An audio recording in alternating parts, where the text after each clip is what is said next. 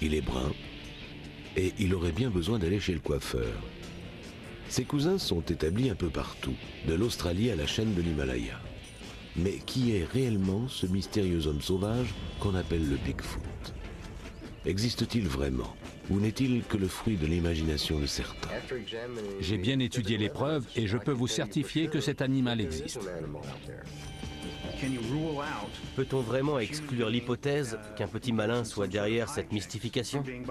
À vous d'examiner les preuves aux côtés des convaincus et des sceptiques. Des rencontres terrifiantes. Je n'avais jamais vu ça. Je ne ferai plus jamais de camping sauvage. Des traces de pas gigantesques. Quelque chose est forcément à l'origine de ces empreintes. Et un film amateur qui résiste au temps. J'avais trop chaud dans ce costume. Je suis à grosses gouttes. On n'a jamais retrouvé un seul Bigfoot, ni mort ni vif. Alors où sont-ils? Suivez l'enquête minutieuse de nos experts et traquez avec nous le Bigfoot, l'une des légendes modernes les plus énigmatiques et insaisissables qui soient.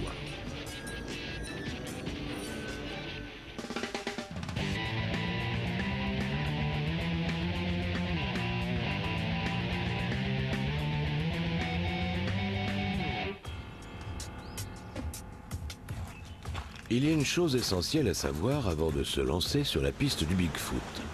S'il existe vraiment, alors il y aurait des milliers de spécimens, sinon son espèce aurait disparu depuis longtemps.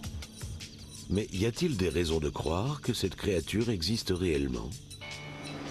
Chaque année, quelques dizaines de témoins affirment avoir croisé le chemin d'un Bigfoot. Et la plupart d'entre eux semblent capables de faire la différence entre un ours et une créature simiesque campée sur ses deux pieds. Depuis 50 ans, de nombreuses empreintes de Bigfoot ont été répertoriées. Selon certains chercheurs, quelques-unes constituent la signature anatomique incontestable d'un grand primate bipède.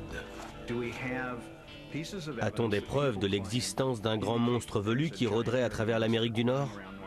La réponse est oui. On dispose de toutes sortes de preuves. Mais la question qu'il faut se poser, c'est plutôt, y a-t-il une seule de ces preuves qui soit valable?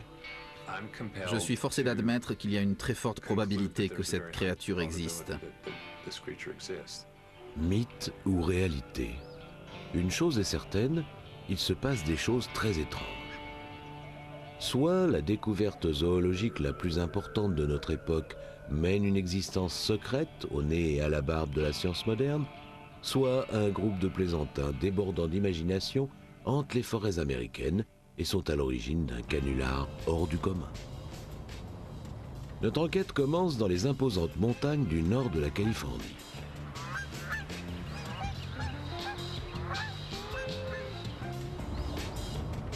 C'est la région du monde où, depuis 50 ans, on a relevé le plus de traces de Bigfoot et répertorié le plus de témoins visuels de son existence. En 1958, les premières empreintes sont découvertes sur un chantier routier. Les médias s'emparent de l'affaire et l'appellation locale Bigfoot se répand comme une traînée de poudre. Grâce à cette découverte, la petite ville de Willow Creek jouit désormais d'une certaine notoriété. Chaque année, elle organise une parade Bigfoot qui remporte un franc succès dans la région. De quoi se poser des questions. Le Bigfoot ne serait-il pas simplement un moyen de faire marcher le commerce? Les habitants sont-ils réellement convaincus de son existence? Je suis persuadé qu'il existe. Nous savons la vérité. Les autres peuvent penser ce qu'ils veulent. J'y crois dur comme fer. Il y a quelque chose là-bas, vous pouvez me croire. Vous croyez que le Bigfoot existe? Non, pas du tout. Si, il existe. Willow Creek abrite autant de sceptiques que de convaincus. Mais qu'en est-il des gardes forestiers de la région? Si les autorités se refusent à donner un avis officiel sur la question, le garde John McDonald a toutefois son opinion. À mon avis, nous disposons de témoignages crédibles, car ils proviennent de personnes qui ne se connaissent pas. Ça vaut la peine de faire quelques recherches. On dépense une fortune pour trouver de la vie sur d'autres planètes, alors qu'on n'a aucune preuve qu'il y en a. Or, il y a de nombreuses preuves de l'existence du Bigfoot, alors pourquoi ne pas exploiter cette piste de recherche?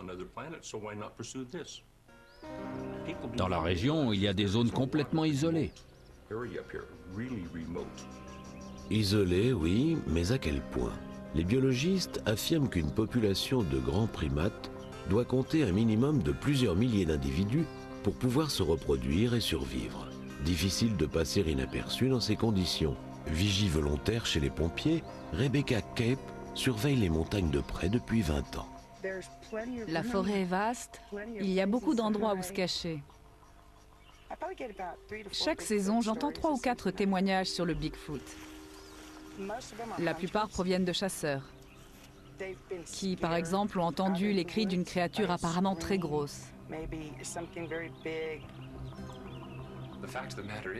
Le fait est que de nombreux témoins ont aperçu quelque chose qui ressemblait à une créature bipède et velue, large d'épaules et au profil aplati. Cependant, beaucoup d'entre eux refusent d'en parler.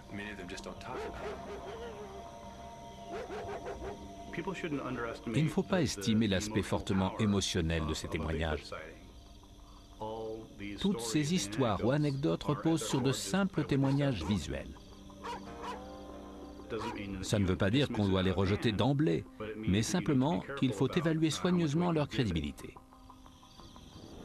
Ceux qui prétendent avoir vu un Bigfoot sont unanimes. C'est une expérience qui peut s'avérer traumatisante, même pour quelqu'un d'habituellement peu enclin à la panique, comme Richard Kell, agent de la sécurité routière. C'était le mois d'août et j'étais allé couper du bois dans la forêt. Après avoir chargé mon camion, j'ai repris la route qui descendait dans la vallée. Après un léger virage sur la gauche, j'ai aperçu une large silhouette qui se déplaçait rapidement sur ses 2 jambes. Cette créature était très grande, environ 2,5 mètres.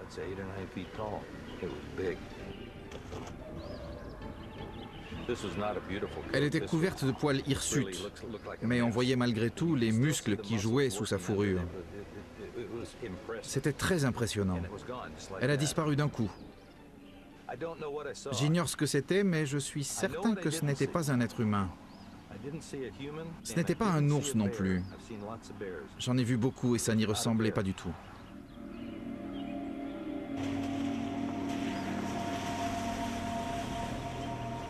Récemment, Catherine Markhofer est allée camper avec sa sœur dans une montagne voisine. C'est apparemment une créature bien plus effrayante qu'un ours qui leur a rendu visite pendant la nuit.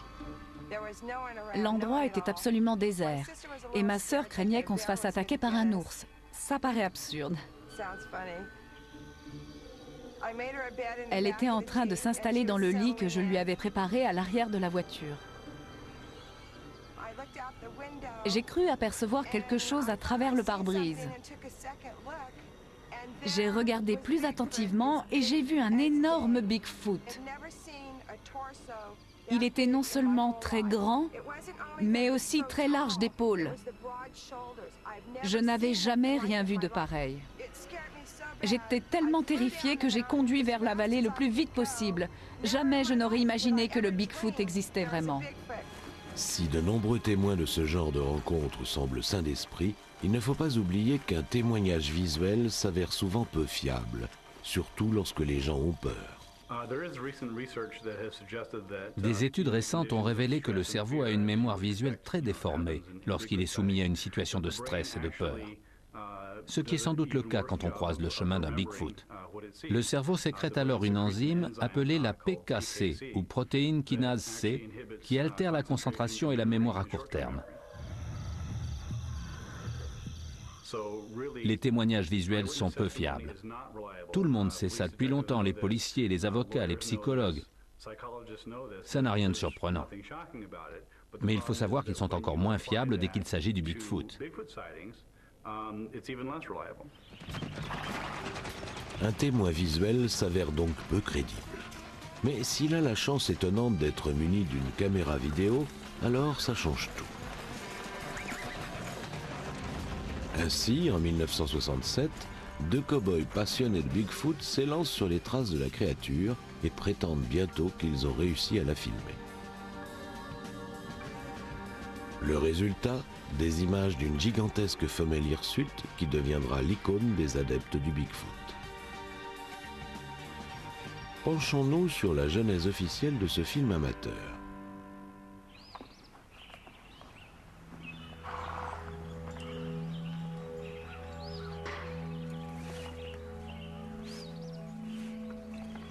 Octobre 1967. Roger Patterson, cow-boy de rodéo sans le sou, lutte contre le cancer et se passionne pour le Bigfoot. Son rêve est de vendre à un grand studio hollywoodien un documentaire sur cette créature. Malheureusement, les producteurs font preuve de peu d'enthousiasme. Après avoir loué une caméra, il part à cheval avec l'un de ses amis, Bob Giblin, et s'enfonce dans les contrées sauvages du nord de la Californie, où de nombreuses empreintes de Bigfoot ont été relevées depuis plusieurs années. Les deux hommes arpentent les bois de la région pendant quelques semaines. Selon que vous soyez convaincu ou sceptique, la suite de cette histoire sera une importante découverte scientifique ou bien un canular de la plus belle espèce.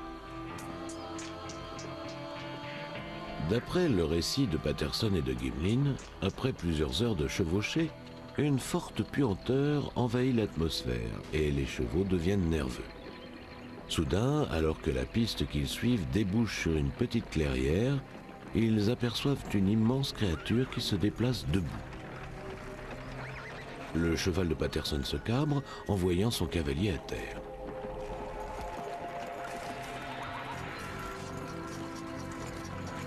Une fois relevé, celui-ci se saisit de la caméra et se dirige vers la créature. Voici les images telles qu'elles ont été filmées ce jour-là. Dans un premier temps, Patterson semble avoir du mal à cadrer la scène.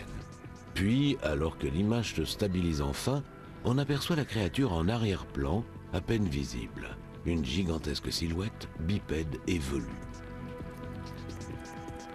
Patterson se lance à sa poursuite et parvient à en filmer un portrait plus précis. C'est apparemment une femelle qui traverse la clairière à grands pas et se retourne pour observer les intrus. L'image numéro 352 révèle un visage détaillé que de nombreux adeptes du Bigfoot brandiront comme preuve de l'authenticité de ce film. Tout est fini en 1 minute à peine. Patterson et Giblin font ensuite des moulages des traces de pas de la créature et diffusent ces éléments à travers le pays. Roger Patterson mourra d'un cancer en 1972, mais ces quelques images resteront gravées dans l'imagination collective. D'emblée, de nombreux scientifiques dénoncent la supercherie. Il s'agit tout simplement d'un homme vêtu d'un déguisement. Mais les adeptes du Bigfoot étudient le film compulsivement, image par image. De plus, certains chercheurs se refusent à tirer des conclusions trop hâtives, comme l'anthropologue Jeff Meldrum. Résumer d'emblée ce film à une mise en scène simpliste, c'est sous-estimer sa signification et sous-évaluer sa grande sophistication. En effet, s'il s'agit d'un canular, c'est de loin le plus élaboré et le plus complexe que j'ai jamais étudié.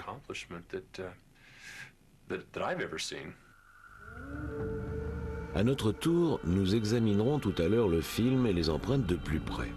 Mais une question s'impose. Si le Bigfoot existe, qui est-il exactement ? Selon Jeff Meldrum, il s'agirait peut-être d'un descendant du Gigantopithèque, un singe géant aujourd'hui disparu, dont les seules traces se résument à quelques fossiles. Si c'est le cas, nous avons affaire aux descendants d'un grand hominidé terrestre. L'ancêtre du Bigfoot ne serait donc pas le même que celui de l'homme moderne. Il s'agirait d'un grand singe qui aurait suivi une évolution parallèle à celle des premiers hominidés d'Afrique, dans un environnement écologique similaire. Cela ajouterait un chapitre passionnant à l'histoire de l'évolution telle qu'on la conçoit aujourd'hui. Toutefois, les plus sceptiques remarquent que la répartition géographique du Bigfoot est si vaste que sa genèse semble plutôt issue de l'imagination des hommes. En effet, sur tous les continents, n'importe quelle région à tant soit peu sauvage paraît abriter une créature légendaire cousine du Bigfoot. Les Indiens d'Amérique l'appellent le Sasquatch, les Australiens le Yowie. En Mongolie et en Russie sévit le redoutable Almasty, un hominidé féroce qui pourrait être, selon plusieurs chercheurs russes, le descendant de l'homme de Néandertal. Naturellement, le Yéti reste le cousin le plus prestigieux du Bigfoot, dont il est peut-être aussi l'inspiration directe. En 1951, une expédition de reconnaissance sur le mont Everest découvre